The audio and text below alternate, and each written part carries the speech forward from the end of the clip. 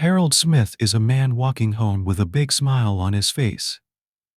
He greeted everyone he met, and people around town wondered why he looked so happy. It was because of Harold's latest purchase, for which he had worked and saved hard. He had finally managed to buy himself a brand new house and had only moved in yesterday. So it was understandable that he was looking forward to going home after a hard day's work. He had many plans for this place, but fate had other plans for him that night. When he arrived home, his house was almost completely burnt down and there was nothing he could do to save it. Such a loss could devastate him, and he couldn't hold back his tears all night as the fire slowly consumed his dream home.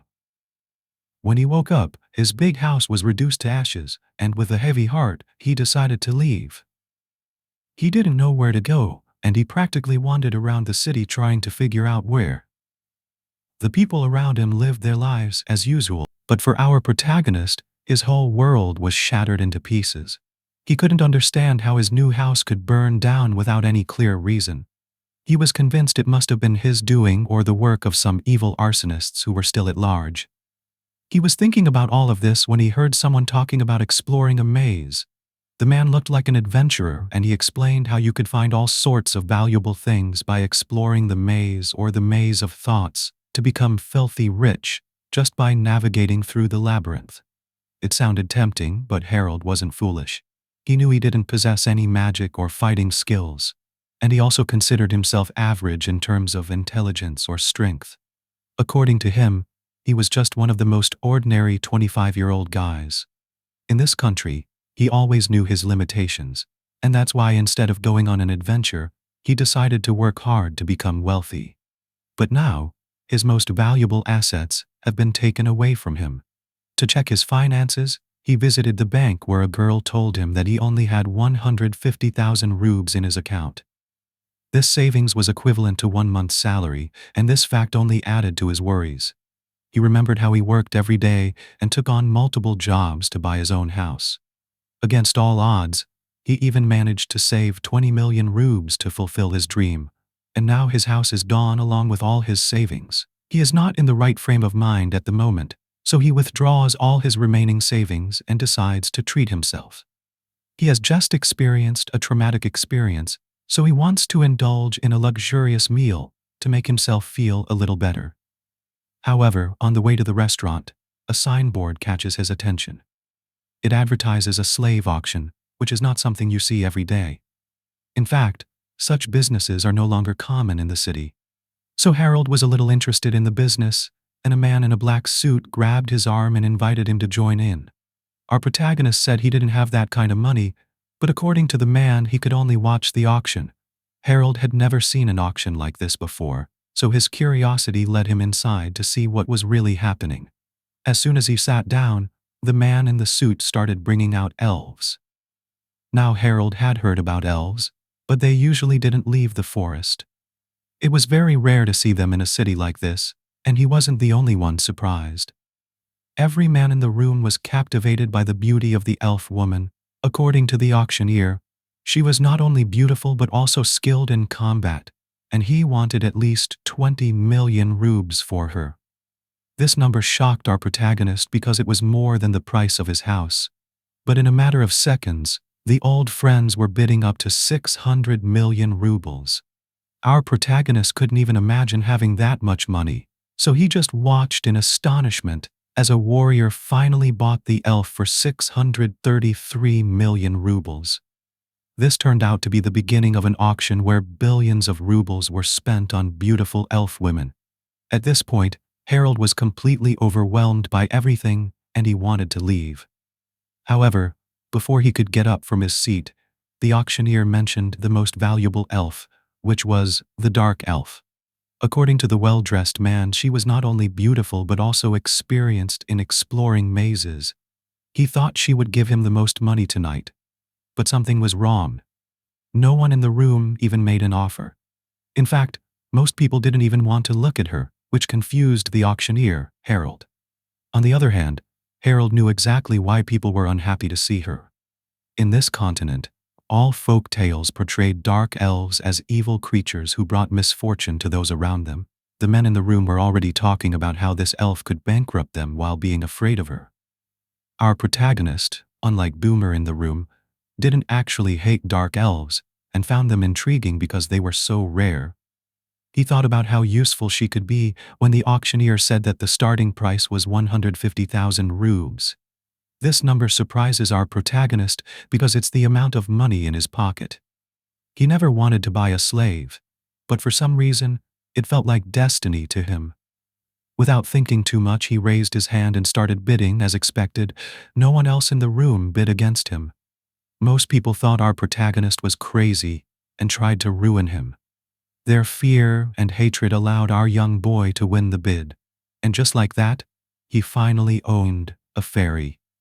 After the bidding ended, he met the auctioneer to pay him 150,000 rubes. Harold was sure the man would refuse to sell the fairy at such a low price. But the auctioneer was a man of his word. He took the money and handed over a special necklace to our protagonist. According to him, if Harold put his blood on the collar and wore it around the fairy's neck, she wouldn't be able to harm him. This magical collar would make Harold her master, and she could die if she tried to take it off. The guy also explained that only our protagonist could take off the collar so no one could steal it. Harold wasn't too thrilled about this cruel practice, but he also didn't want the fairy to slice her throat, so he reluctantly put the necklace around her neck and introduced himself to her. The fairy was shy, but she told him that her name was Ati and she didn't know what kind of guy he was. But her friendly smile made him feel comfortable. On the other hand, Harold was shocked when the auctioneer told him that in another continent, a dark elf could sell for as much as 1 and 2 billion rubes. That's when Harold finally realized that he might have made a lifetime investment.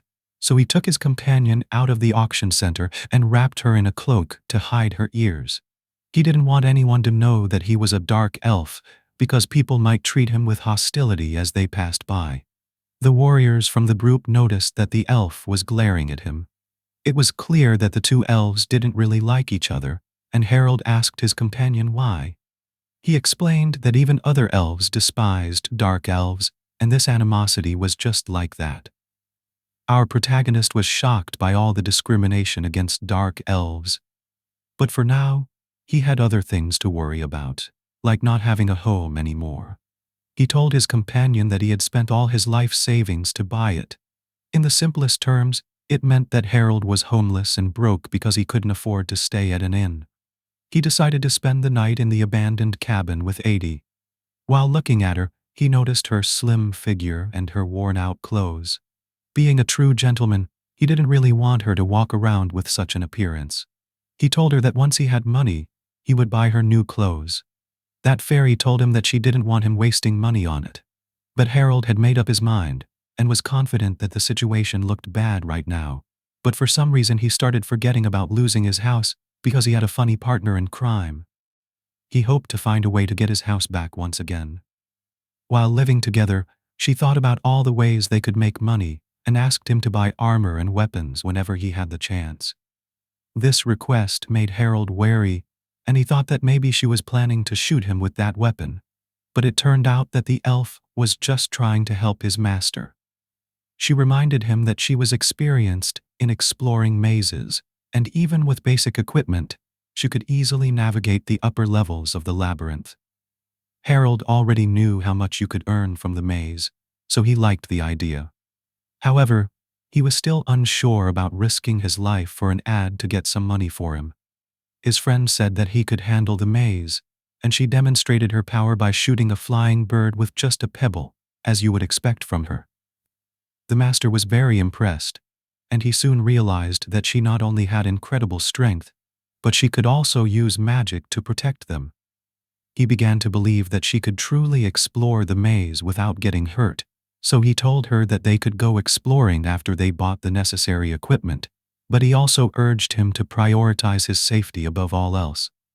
This meant that he didn't want him to risk his life for money.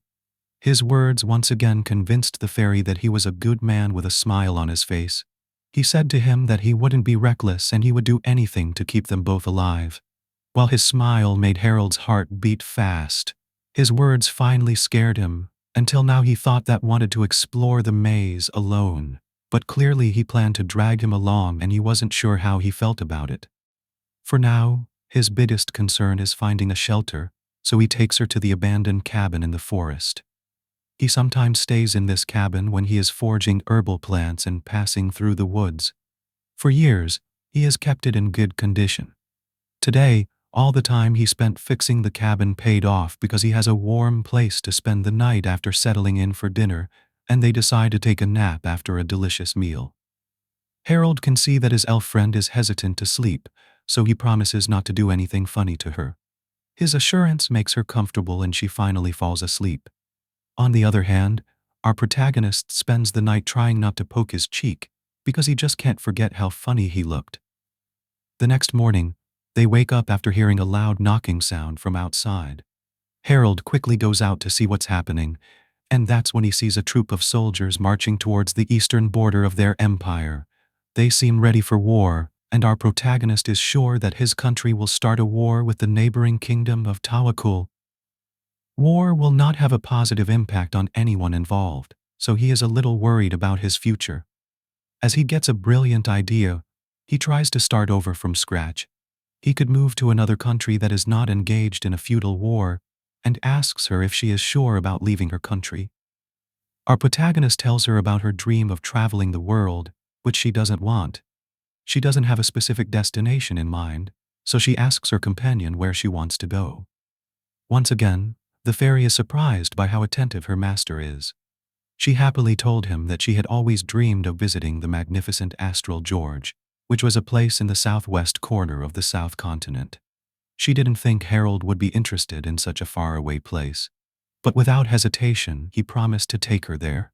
While the fairy couldn't speak for its promise, Harold wondered how he would make it happen. To earn money for this long journey, he realized that his elf friend could make money by raiding the labyrinth, so sooner or later they would have enough money for their trip. Mentally preparing himself to become a maze explorer, when the elf asked why he agreed to take her there, our protagonist tried to think of an answer, but then he decided to be honest about his feelings. He knew that no matter what happened, the fairy couldn't leave him. So he decided to take a leap of faith. He reached for her chin and kissed her before saying it to her. He wanted to take her there because she meant a lot to him. He also told her not to consider him as her slave because he truly wanted her to be his partner. These words made tears well up in her eyes because it wasn't the right way. Slaves are treated unfairly in this unjust world, and now he was even more determined to help her rise again. And to do that, she needed weapons. But right now, Harold is broke and can't buy anything for her. He only knows one way to make money, so he goes back to the store where he has been working since he was a child. The store is run by a blacksmith who is very happy to see Harold. Apparently the man went to check on Harold since he skipped work. When the blacksmith sees the burnt house, he thinks his young apprentice died in the fire. That's why he is so grateful to see that our protagonist is still alive. Harold tells his teacher about his plan to travel to another continent and explains how he needs money to buy equipment for exploring the labyrinth. He hopes his teacher will allow him to work there, but the blacksmith has other plans. He brings out an envelope full of money and gives it to Harold. Our protagonist is unsure about taking free money, but the blacksmith explains that teachers always give money to their students when they are ready to open their own store. Even though our protagonist won't become a blacksmith, his teacher wants him to have the money as a farewell gift. This act of kindness reminds Harold why he has been working with this man for 15 years, and he expressed his utmost gratitude to his teacher for his kindness. He returned to the cabin in the evening to attend the party that had been prepared by the fairy for him. He gave her good news that he finally had enough money to buy her some equipment that she also had. He brought a funny hat that would hide his friend's ears so that he could walk around the city without worry, and thanked him for the hat and promised to cherish it forever. The next day, they went to the weapon market to buy some supplies. Harold asked her which kind is the best. Well, it's hard to say as each one its own advantages and disadvantages. As for now, I'd want this one of gun. The next morning they went to the weapon market to buy some supplies. Harold asked the fairy to choose a weapon from all the displayed guns and swords, and in the end, she chose the sniper rifle. We were surprised by her choice because we thought she would choose a more traditional weapon like a bow. But her gun was not only less traditional but also quite cheap, and according to her, it was perfect. He explained that although a magical bow could be much more useful, it cost more than 6 million rubes. Meanwhile, a single-shot rifle is only worth 50,000 rubes and provides a lot of firepower. However, for that money, according to the rifle, it only has two weaknesses, which are being loud and difficult to aim. The first problem can be solved by using some kind of suppressor, and as for aiming, he believes he is skilled enough to handle it.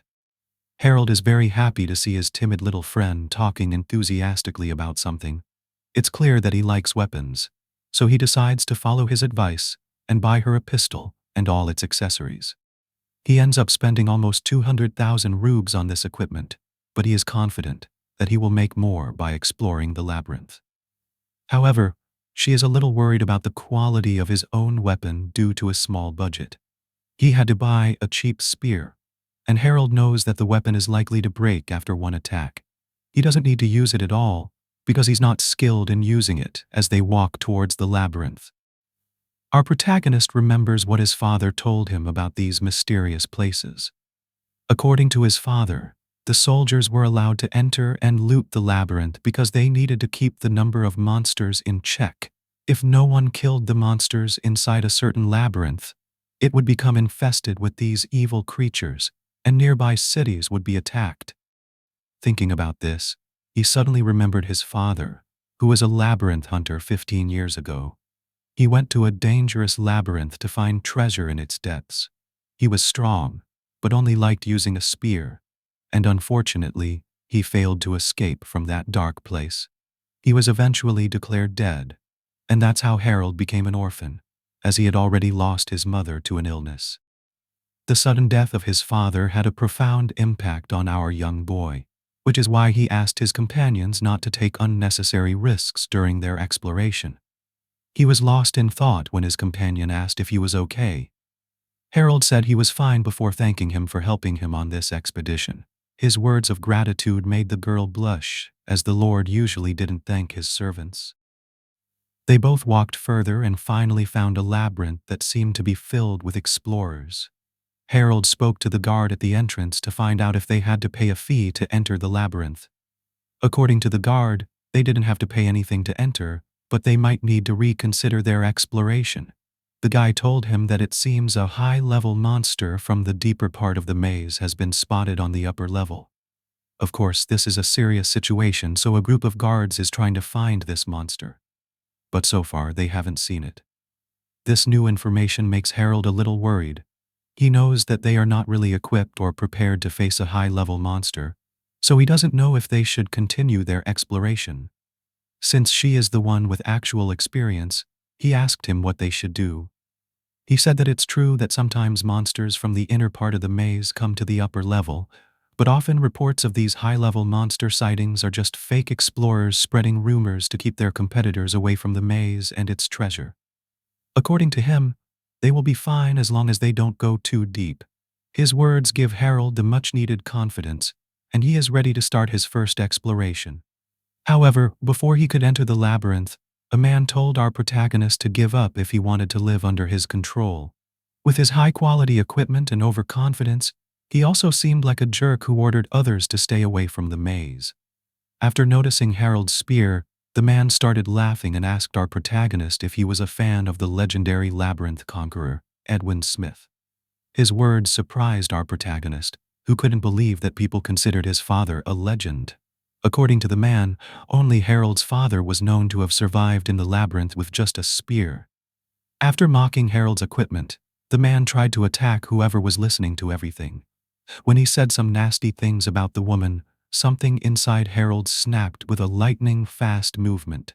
He brought his spear straight to the man's neck and told him not to say a word about the woman. The man immediately lost his confidence and apologized for his wrongdoing. He even asked for forgiveness because he was ready to shoot himself in the face with his gun. He looked so intense that even Harold was a little scared of him now, so he suggested they start exploring, since they had wasted enough time on these foolish people as they entered the maze. The overly confident man and his lackey talked about how amazing Harold's moves were. His control over the spear was truly astonishing, and they decided not to mess with a scary guy like him, our protagonist in the maze. On the other hand, the protagonist still considered himself weak and followed the man as he led him around the maze. The walls around them seemed to glow, and according to the fairy, this phenomenon was called the labyrinth illumination. As they walked towards the next level, she thanked our protagonist for defending her. She told him that it made her very happy when he called she as his woman. She tried to tell him how much she wanted to be with him, but she spoke softly, and Harold failed to hear her. He asked her to speak up when suddenly Adi took aim at something and shot without warning. Harold heard the sound, and after walking towards the noise, he found a strange-looking monster corpse on the ground. He was very impressed with her shooting skills, and it made him smile. She told him that it was a low-level monster, and she could sense its presence thanks to her heightened senses. Harold asked her how far she had gone into the labyrinth, and the fairy said she had explored the middle part of the labyrinth before, but she couldn't go deeper alone and she could only do it because of her strong friends. Our protagonist tried to ask her about her friends, but the question seemed to make her sad, so he apologized for not being sensitive and told her that she didn't need to remember any painful memories while being there. He found her caring nature quite funny and said that he wanted her to know about her past when she was in the Western continent. She explained how she was part of an all-women exploration party in the Western continent. Their party was strong and they made quite a lot of money from it. However, their exploration took a turn when their leader had a problem. She fell in love with a manipulative man who would force her to give him money from their earnings. This caused tension among the party members, but things got worse when the man started asking for more money. Then one day, she woke up and found herself in a cage.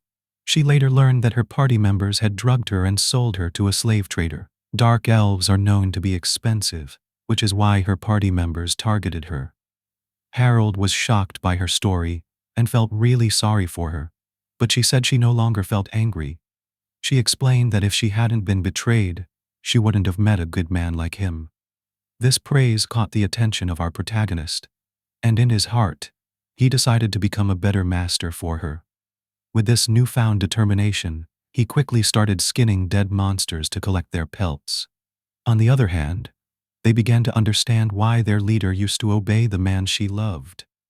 The elf believed that if she eventually fell in love with Harold, she would do anything he asked. Later he shot down another monster and Harold shed his skin. He knew they had earned quite a lot of money, so he wanted to leave. But before they could turn around, the fairy noticed a door nearby. She was sure it was a treasure room, and she wanted to explore it. Harold was a little worried about entering a strange room because they might fall into a trap, but luckily, the fairy had covered it up. He used magic to create butterflies that could sniff out all the traps.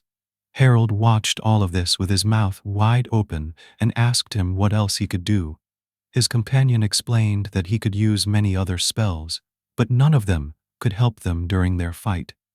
They both watched as the butterflies gathered around some traps. The presence of so many traps made it clear that no one had checked this room before, which meant there would be treasure inside. Harold wondered how the treasure even appeared inside the maze when his partner told him how the maze worked. He said that once the treasure was taken from a room, the maze would disappear. The maze would then introduce another room with more treasure and traps.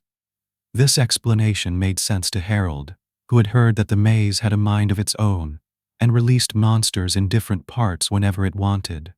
The butterfly quickly discovered all the traps, and our duo carefully avoided them before opening the mysterious door in the room. They only found a strange-looking dagger and believed that it was cursed.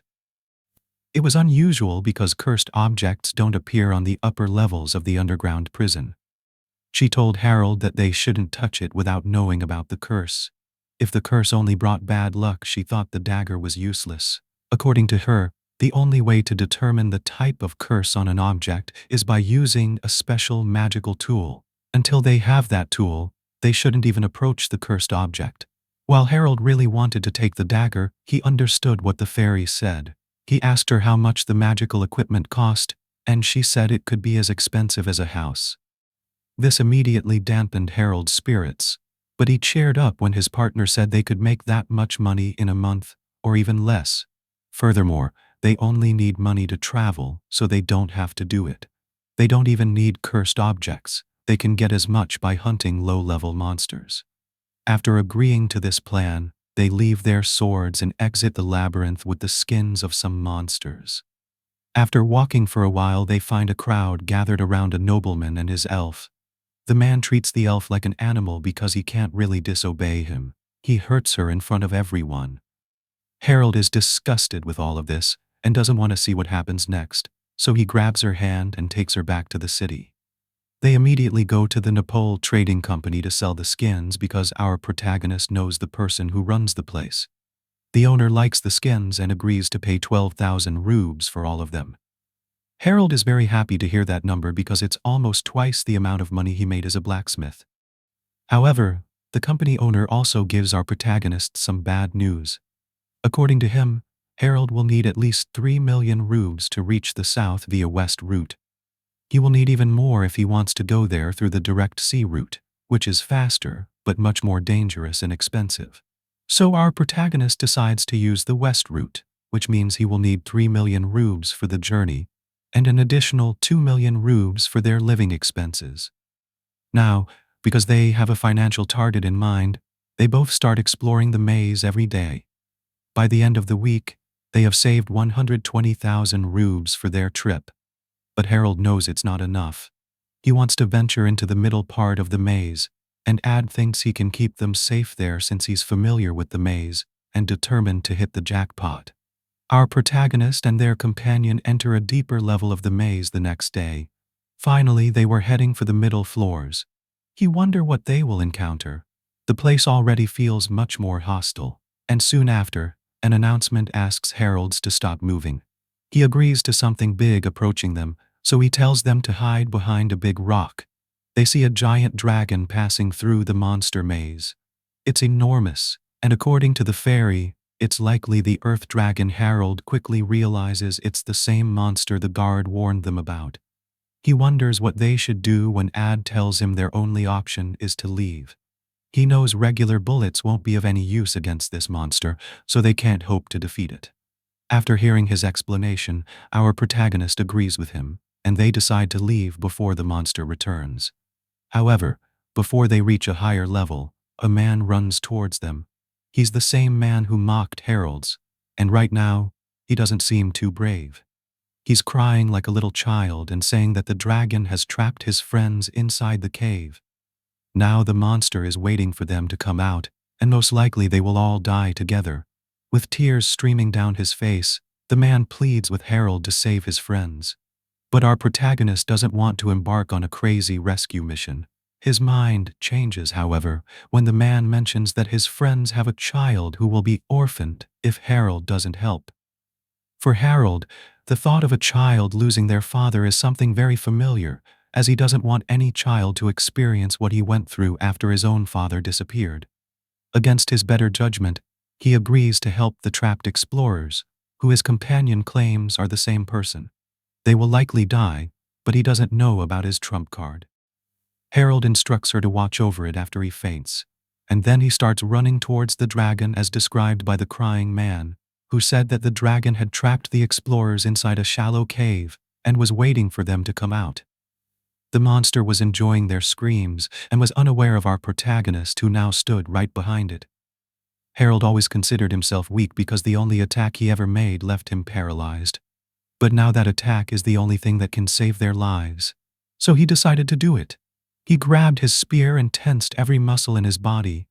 Suddenly his body started gathering energy from another dimension, and this power was extraordinary for him.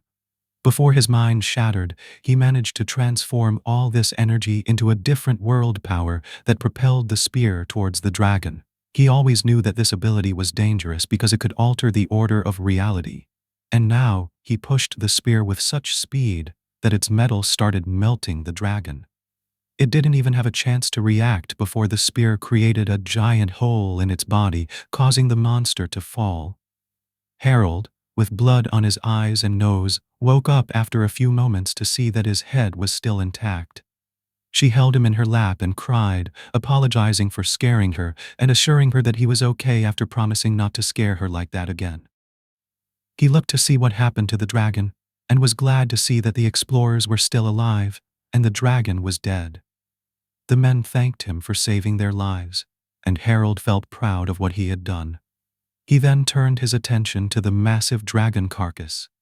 He wanted to take a part of it, but the dragon's skin was like metal, and he couldn't open it. They thought they couldn't take anything back to sell, but the fairy said he had opened his skin. He pointed to the gaping hole in the dragon's body and asked him to explain how he managed to create it. This is when Harold tells the story. He tells his friend about the blazing continent-piercing spear technique, explaining that it is a very powerful move, but he passed out after using it, and his spear was also destroyed in the process. That's why he doesn't like using it. But today, he has no choice while assuring Adu that he won't use his special move again. The explorers offer to bring him dragon parts. They want to thank him for saving their lives, and our protagonist happily accepts their offer. He knows that earth dragons are usually found in the depths of the labyrinth, so he wonders how much he will get for his body parts. He hopes to get 2 or 3 times more than what he usually gets, so you can understand his surprise when he receives 13 million rubes for the bounty today. Suddenly, you can see why people risk their lives to explore the labyrinth. He doesn't feel guilty about using his special move again. After all, he has earned a lot of money as compensation for his injuries in the past few days. All the money was transferred to his account, and Harold was finally ready to start his journey to celebrate this special day. He even brought a peach tart for AE, which he ate like a hungry child. The next morning, they were both ready to travel to the port city. They would complete a part of their journey by train, and they were excited about everything as they boarded the train. Harold remembered how a few weeks ago he had given up on life after his house burned down. Now he was traveling with a beautiful fairy to a completely new world. He asked Adi to tell him what the West Continent was like because she had lived there before. The fairy explained that the continent had more diversity, but there were also many conflicts between different races. However, she was sure that Harold would find the West Continent much more exciting than this one, while Harold couldn't wait to reach the port. The train had to stop for 2 more passengers, including an old man and his granddaughter, who also wanted to reach the port city. After boarding the train, the old man immediately said that he had seen Harold before, even though Harold had never met this stranger in his life. The old man finally agreed with him and said that our protagonist resembled a strong warrior he had met in the past. He tried to remember the warrior's name when his granddaughter slapped his head for being rude to a stranger. He introduced himself as Baron Myers and said that her name was Cecil. He said that he is the son named Gergo, and Harold felt like he had heard this name before. He tried to remember where he heard it when the girl apologized for her grandfather's eccentric behavior. The 4 of them traveled together to the port city, and when they arrived there, Harold started enjoying the company of Baron and Cecil. He found out that his travel companions were also going to the city, the West Continent, and the girl even told him to join them on their ship if he hadn't made other arrangements yet. Harold thanked her for the offer and decided to check what options were available for his sea voyage according to the portmaster. He and Adi could join Cecil and her grandfather on their ship for around 3 million rubes. They would get a small room and 2 meals a day, and the journey would take a month. Harold could also save a lot of money and only pay 400 grand, but he would have to share a room with a dozen other men.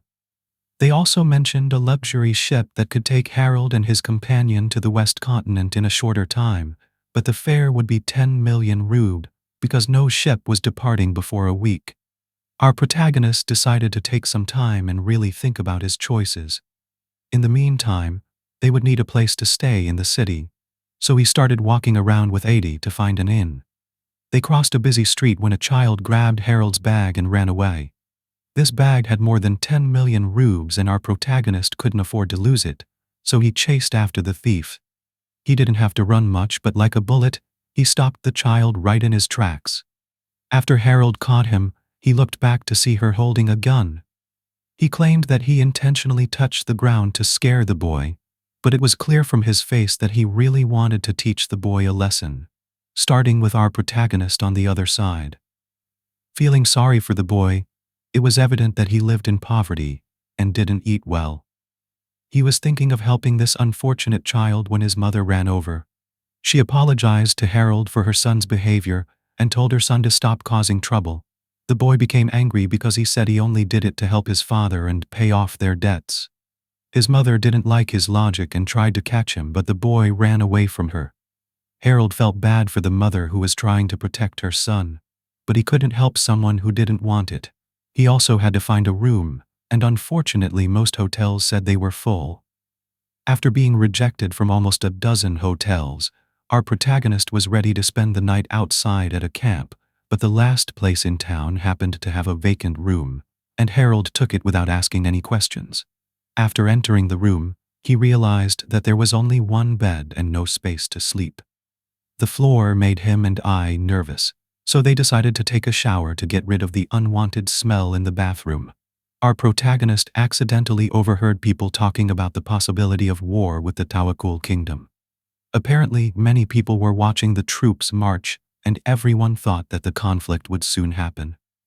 Harold Smith was worried that the war would slow down his journey, but he hoped to leave the continent before the conflict started. When Harold returned from his shower, he felt very tired from his long journey. He didn't think much before falling onto the bed and passing out. He woke up when Ae whispered in his ear to see if he was awake. He turned and reached for her arm to startle her, but instead, he was the one who got startled.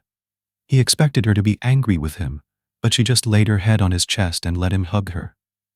Harold thought she did this because she was his servant, and this thought disgusted him. He didn't want her to do anything against her will, so he tried to find a way to ease the situation. Because of his nervousness, he clearly failed to see that Ae actually wanted to be with him. She even tried to say it to him, but he quickly changed the subject and started talking about the ship they could take. You can understand why he looked so upset when he explained why they had to join Cecil and her grandfather on their ship. He kept nodding his head as he continued talking about the reasons behind this decision. Eventually, he just lay down, and that's when Harold realized that he messed up until he was still very nervous, but she didn't want to embarrass him. So he hugged her from behind to make up for his ignorance of anything, while he happily held the cute little fairy in his arms. He hoped he would try his best. Unfortunately, for our protagonist, he was too polite to do such a thing, and they eventually fell asleep. In the morning, Harold took Adie to the Master Harbor office and ordered 2 tickets for a ship called Balestia. This is the same ship that Cecil and her grandfather, and Harold paid 2.8 million rubes to get a room there. The Master Harbor gave him the tickets and told him not to miss the ship that would depart exactly in 5 days. He also mentioned that Harold could sleep there. The ship reached its departure, so he had to check into his room because he had never been on a ship before. Our protagonist was quite excited to check out his room. One of the crew members took their tickets and informed them that their room was amazing. Harold and his partner immediately understood what the man meant as they entered the room and found a large window that gave them a glimpse of the underwater world, while Ati was staring at all the fish. Harold decided to take a walk around the ship for a while. He was on the top deck when he came across a familiar face. It was Cecil, and our protagonist was happy that he decided to join this ship too. He grabbed Harold's hand and dragged him off the ship after explaining that he wanted to take a walk in the city. He was a little hesitant, but he didn't mind seeing the city, so he accompanied him to the food shop and famous landmarks while walking through the empty streets. Cecil mentioned how her grandfather really liked our protagonist. He explained that that old man was not a friendly man and only spoke to special people, which meant Harold was not an ordinary human. As he finished this sentence, he took out his sword and swung it towards Harold, who instinctively blocked it with his spear. Our protagonist was certainly shocked by this sudden burst of aggression, but Cecil reassured him, telling him to calm down. He just wanted to know if he was strong and how he could block his attacks. It became clear that he was truly special, and he promised not to do something like that again. Harold agreed to trust him, even though his instincts screamed at him not to trust this harpy. They were both thinking about returning to the ship when they heard someone shouting nearby. They turned around to see some men running away after kidnapping a child. Harold immediately recognized the child as the same one who stole his bag. But as he tried to think about what to do, Cecil had already started running after the men to save the child. She told him that she was actually a good girl, and he chased after her to help her save the child they were chasing. The kidnappers made it to the dock where they boarded a boat and started rowing away from the port city. At first, our protagonist thought they had lost the child, but then Cecil asked him to get on another boat if he still wanted to chase after them. Harold wasn't too excited about stealing the poor fisherman's boat, but he also couldn't let those people escape, so he got in. The two of them followed the kidnappers to an island that seemed to be their hideout. The large number of boats at the dock told Harold that he would be facing a lot of bad people on this island, so he asked Cecil to be cunning. But Cecil was too confident in his own strength. He spoke loudly and said that he could easily face a number of evil people. On the other hand, Harold was smart enough to know when to stay quiet, so he started looking for clues to find the hiding place while Cecil ran around like a headless chicken. He found footprints in the grass and began to follow them. These footprints eventually led them to a shabby-looking building in the middle of the forest, and they both prepared to fight. But before they could launch their attack, it started raining and soon they became desperate to find shelter, frustrated with the whole situation Cecil was about to face. Cecil suggested entering the building through the front door to escape from the rain, but Harold, on the other hand, thought it wasn't a good idea. They didn't know how many evil people were inside, so he forced his hot-tempered companion to enter with him through the window. Then they hid inside an empty barrel to devise a plan. Cecil still believed that he could eliminate everyone on the island, but Harold explained why his plan was foolish. He said their goal was to save the child, and if they were loud and aggressive, the kidnappers might harm the child. So they had to stay quiet until they rescued the child. Even Cecil couldn't disagree with what he said, so he agreed to follow his plan. He reminded him of his grandfather when they both stopped talking because they could hear some evil people approaching them.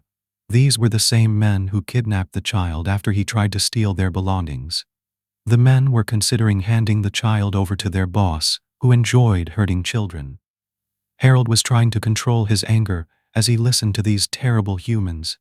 He wanted to strike them down, but he knew he had to find the child first, so he stayed hidden. Unfortunately, his spear protruded from the barrel, and one of the kidnappers noticed it. He became suspicious and decided to investigate, which meant Harold and Cecil now had to fight for their lives.